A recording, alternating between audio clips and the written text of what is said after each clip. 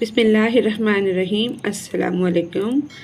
Model درسی کتاب اسلامیات لازمی برائے جماعت نہم قومی نصاب 2022 کے مطابق نیشنل بک فاؤنڈیشن وفاقی ٹیکسٹ بک بورڈ اسلام آباد۔ آج ہم باب چہارم کا عنوان تکبر پڑھنے جا رہے ہیں۔ حاصلات تعلم اسٹوڈنٹس لرننگ آؤٹ کم اس میں یہ ہے، اس سبق کے پڑھنے کے بعد طلبہ اس قابل ہو جائیں گے کہ وہ طلبہ بری عادات تکبر سے آگاہ ہو کر اس سے معاشرتی نقصانات کو مد نظر رکھتے ہوئے عملی زندگی میں اس سے محفوظ رہ سکیں۔ علم اور صلاحیت قرآن و سنت کی روشنی میں تکبر کا مفہوم جان سکیں، تکبر کی مذمت اور وعید کو جان سکیں۔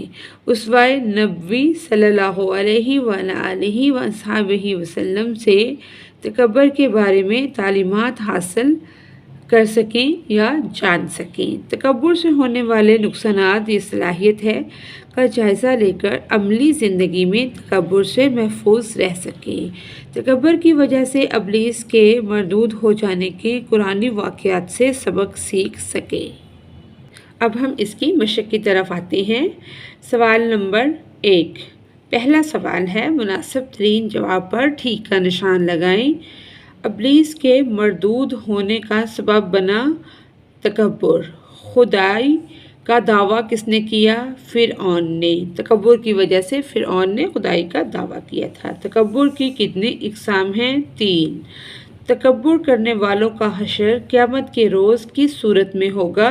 چیونٹیوں کی طرح ہوگا۔ عجب کا معنی ہے خود پسندی۔ آگے سوال نمبر 2 ہے، درج ذیل سوالات کے مختصر جواب تحریر کریں۔ پہلا سوال ہے، تکبر کے معنی و مفہوم کو بیان کریں، یعنی کہ اس کا معنی و مفہوم ہم نے بتانا ہے۔ تکبر کا معنی و مفہوم، اس کا جواب یہ ہے، تکبر کا لفظ کبر سے نکلا ہے جس کا لغوی معنی بڑائی ظاہر کرنا ہے۔ تکبر کا مطلب ہے کہ انسان کے اندر ایک ایسی ذہنی حالت و کیفیت پیدا ہو جائے جس کی وجہ سے وہ خود کو دوسروں سے اونچا سمجھنے لگے۔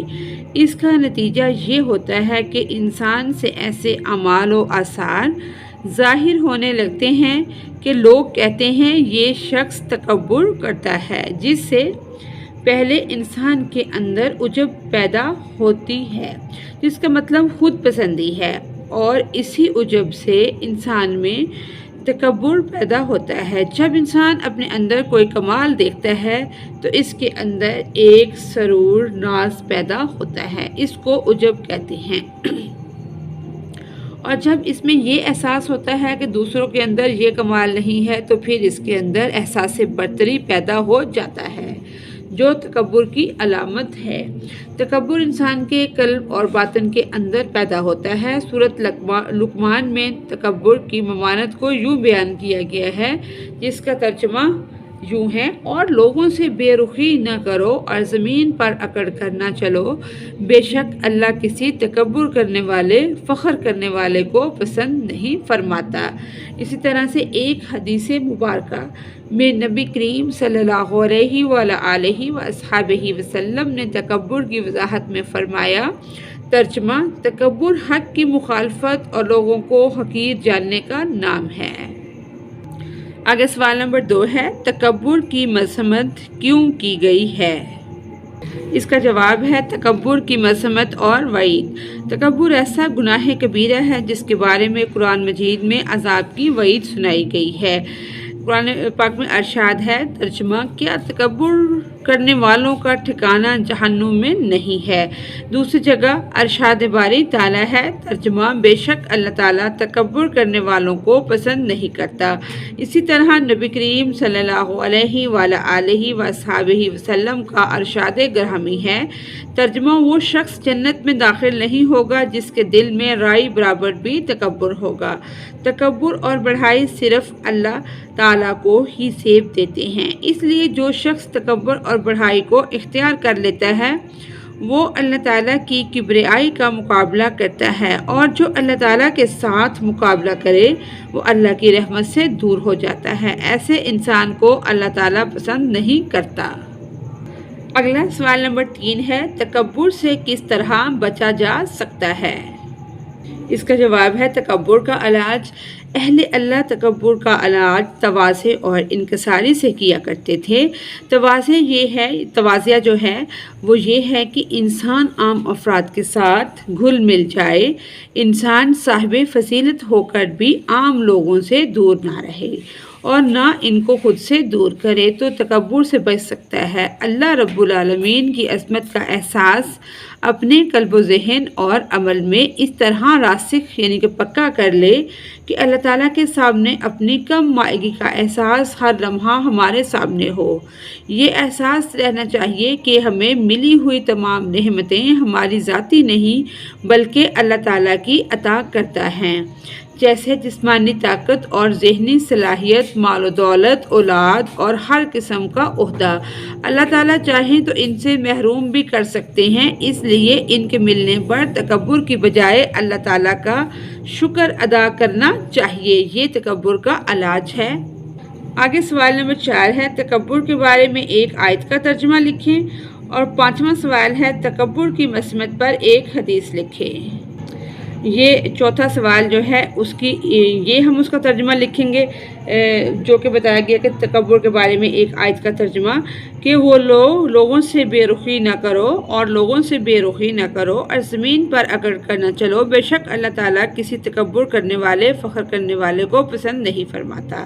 اسی طرح مسمت میں جو حدیث ہے اس کا ترجمہ یہ ہے کہ وہ شخص جنت میں داخل نہیں ہوگا جس کے دل میں رائی برابر بھی تکبر ہوگا۔ آگے ہے سوال نمبر 3، درج ذیل سوالات کے تفصیلی جواب تحریر کریں۔ اس میں پہلا سوال ہے، تکبر کی کتنی قسمیں ہیں؟ قرآن و حدیث کی روشنی میں بیان کریں۔ آگے یعنی کہ تکبر کی 3 قسمیں ہیں۔ پہلی جو قسم نمبر 1 ہے 1 ہے اللہ تعالیٰ کے ساتھ تکبر، دوسری اللہ تعالیٰ کے انبیاء کے ساتھ تکبر، تیسری اللہ تعالیٰ کے بندوں کے ساتھ تکبر۔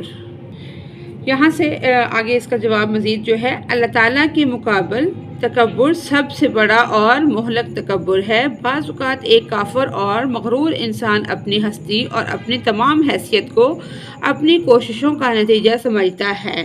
وہ اس بات کے لیے آمادہ نہیں ہوتا کہ اپنے آپ کو مخلوق اور تدبیر خدا کا محتاج سمجھے۔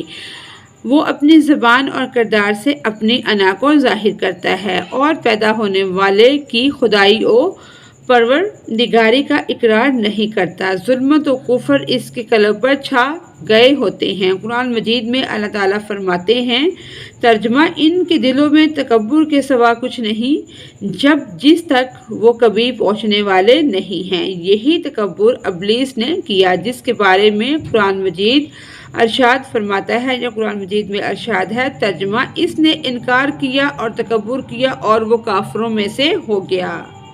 شیطان نے سجدہ کرنے سے انکار کر دیا اور تکبر کے سبب اپنے آپ کو حضرت آدم علیہ السلام سے افضل سمجھتا رہا۔ حکم الہی سے انکار اور تعظیم نبی علیہ السلام سے تکبر کی وجہ سے وہ کافر ہو گیا۔ کبھی یہ غرور اور تکبر اتنا شدید ہو جاتا ہے کہ انسان ربوبیت اور الوہیت کا دعویٰ بھی کرنے لگتا ہے، جس طرح فرعون کہتا تھا، انا ربکم الاعلی، ترجمہ، میں تمہارا سب سے بڑا رب ہوں۔ اللہ تعالیٰ کے انبیاء کے مقابل تکبر یہ ہے کہ اپنے آپ کو ان کے برابر یا ان سے برتر جانے اور ان کی اطاعت و فرمانبرداری کے لیے تیار نہ ہو، جیسے فرعون کے ماننے والے حضرت موسیٰ اور ہارون علیہ السلام کے سامنے تکبر کرتے تھے اور کہتے تھے، کیا ہم اپنے جیسے 2 بشروں پر ایمان لے آئیں، حالانکہ ان کی قوم ہماری غلام ہے۔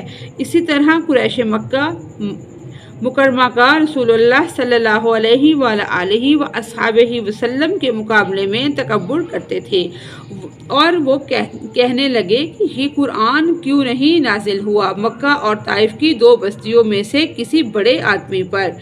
آج بھی کچھ لوگ اس قسم کے تکبر کا شکار ہیں۔ یہ وہ ملحدین لوگ ہیں جو انبیاء کرام علیہ السلام کی مبارک ہستیوں کو خود جیسا سمجھتے ہیں، حالانکہ انبیاء کرام علیہ السلام اللہ تعالیٰ کے چنیدہ اور برگزیدہ بندے ہوتے ہیں۔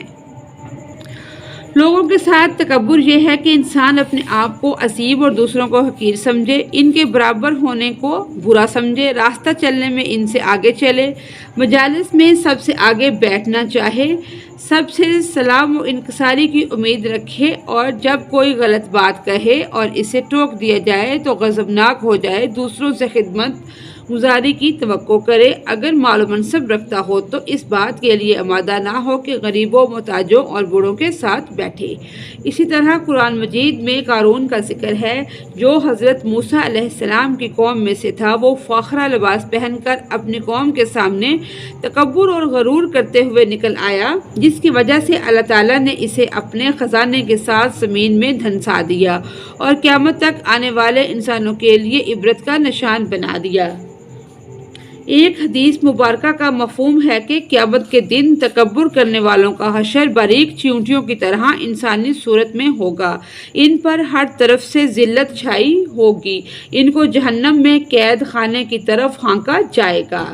نبی کریم صلی اللہ علیہ وآلہ وصحبہ وسلم نے فرمایا، وہ شخص جنت میں داخل نہیں ہوگا جس کے دل میں ذرا برابر بھی تکبر ہوگا۔ اگلا سوال ہے، سوال نمبر 2، تکبر کے نقصانات بیان کریں۔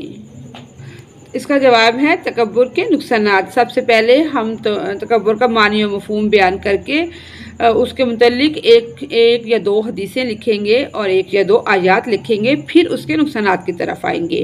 کوئی بھی کویسچن اگر پیپر میں آتا ہے تو تھوڑا سا اس کا انٹرو بنانا پڑتا ہے۔ زندگی میں انسان کا سب سے اہم مددگار اور سہارا اللہ تعالیٰ کی ذات ہے۔ اگر وہ ناراض ہو جائے تو انسان کی دنیا اور آخرت بگڑ جاتی ہے۔ تکبر وہ رویہ اور عمل ہے جس کے اختیار کرنے والے سے اللہ تعالیٰ کی ناراضی یقینی ہوتی ہے، جس سے بڑھ کر کوئی نقصان نہیں، آخرت کی رسوائی سے بڑھ کر کوئی نقصان نہیں۔ تکبر یقینی طور پر نقصان دینے والا رویہ ہے، اس لیے نعمتیں ملنے پر اترانے کی بجائے اللہ تعالیٰ کا شکر ادا کرنا چاہیے۔ متکبر شخص دوسروں کو ذلیل و کمتر سمجھنے لگتا ہے، نتیجے کے طور پر لوگ اس سے دلی طور پر نفرت کرنے لگتے ہیں اور وقت آنے پر اس کا ساتھ چھوڑ دیتے ہیں، اور ایک مرحلے پر وہ تنہائی کا شکار ہو جاتا ہے۔ اگر وہ اپنی اصلاح نہ کرے تو اس کا دل سخت ہو جاتا ہے، جس کی وجہ سے اس میں علم کا نور داخل نہیں ہوتا۔ کسی معاشرے میں جب تکبر کرنے والے لوگ زیادہ ہو جاتے ہیں تو لوگوں میں برداشت کا مادہ کم ہو جاتا ہے، جس سے فساد کو فروغ ملتا ہے۔ متکبر انسان لوگوں کی نظروں سے گر جاتا ہے، تکبر کرنے والے کو عزت نہیں ملتی اور وہ ذلیل ہو جاتا ہے۔ تکبر انسان کو تنہائی کی زندگی پر مجبور کرتا ہے، لوگ اس سے نفرت کرتے ہیں، اس کا کوئی دوست نہیں ہوتا۔ تکبر کرنے والا جنت میں داخل نہیں ہو سکتا، وہ جہنم میں دائمی رسوائی کے ساتھ رہے گا۔ اسی طرح تکبر کا علاج بھی ہم اس میں شامل کر سکتے ہیں۔ سوال نمبر 3 ہے، آج کے دور میں تکبر کی کون کون سی صورتیں ہیں؟ ہم ان سے کیسے بچ سکتے ہیں؟ اس کا جواب ہے، آج کے دور میں تکبر کی مختلف صورتیں ہیں، جن میں سے چند درج ذیل ہیں۔ سب سے پہلی ہے مال و دولت کا غرور یا تکبر۔ بعض افراد اپنی دولت کی وجہ سے خود کو دوسروں سے برتر سمجھتے ہیں اور دوسروں کو حقیر جانتے ہیں۔ دوسرے نمبر پر ہے عہدہ اور طاقت کا غرور۔ کسی عہدے یا طاقت کی وجہ سے انسان خود کو دوسروں سے اعلیٰ سمجھنے لگتا ہے۔ بعض صورتوں میں تو انسان خود کو خدا سمجھنے لگتا ہے کہ لوگوں کو بالکل وہ حقیر جان رہا ہوتا ہے اور خود کو بڑا اور خدا سمجھتا ہے۔ یہ غرور یعنی کہ اللہ تعالیٰ کو بہت ہی ناپسند ہے۔ آگے ہے علم یا تعلیم کا غرور۔ بعض لوگ اپنے علم یا تعلیم پر اتنا فخر کرتے ہیں کہ دوسروں کو جاہل یا کمتر سمجھنے لگتے ہیں۔ خوبصورتی کا غرور۔ खूबसूरत लोग कभी कभार अपनी ज़ाहिरी शक्ल सूरत की वजह से दूसरों को कमतर समझते हैं। जिस तरह से हदीस मुबारक भी है कि किसी अरबी को अजमी पर, किसी काले को गोरे पर कोई बरतरी हासिल नहीं। तकवा का जो मेयार है वो अल्लाह ताला के नज़दीक आपके अमाल हैं। नस्ली या ख़ानदानी तकब्बुर, कुछ लोग अपनी कौमियत, नस्ल या ख़ानदान की वजह से फ़ख्र महसूस करते हैं और दूसरों को हकीर समझते हैं। हम इनसे कैसे बच सकते हैं? पहला इसमें पॉइंट है कि खुदा की अज़मत का अदराक हमें हमेशा अदराक करना चाहिए, याद रखना चाहिए कि हर चीज़ अल्लाह ताला की अता करता है और हमें इन चीज़ों पर फ़ख्र नहीं करना चाहिए जो आरसी हैं। आजिज़ी अपनाना, इंसान को हमेशा आजिज़ी और इनकसारी का मुज़ाहरा करते हुए दूसरों की इज़्ज़त करनी चाहिए। आगे है नेकी और अच्छे अखलाक। अच्छे अखलाक का मुज़ाहरा करते हुए इंसान को दूसरों के साथ मोहब्बत, ताउन और खैर ख्वाही का बर्ताव करना चाहिए। इसके बाद है ज़िक्र इबादत। अल्लाह ताला का ज़िक्र और इबादत इंसान के दिल में आजिज़ी पैदा करता है और तकब्बुर से बचाता है या तकब्बुर से बचाती है। जो इबादत है, इबादत जो है वो आजिज़ी पैदा करती है और तकब्बुर से बचाती है। आगे है खुद एहतसाबी, अपनी गलतियों और कमज़ोरियों को पहचानना और इन्हें बेहतर करने की कोशिश करना तकब्बुर से बचने का ज़रिया है। इन बातों पर अमल करके हम तकब्बुर से बच सकते हैं और एक बेहतर इंसान बन सकते हैं। एंड में जो हमने तकब्बुर का इलाज पढ़ा था वो भी इसमें हम शामिल कर सकते हैं। इसी के साथ ही हमारी आज की वीडियो मुकम्मल होती है। अगर आपको मेरी वीडियो से कोई रहनुमाई मिल रही है तो मेरी वीडियो को लाइक और मेरे चैनल को सब्सक्राइब करें। Thanks for watching guys.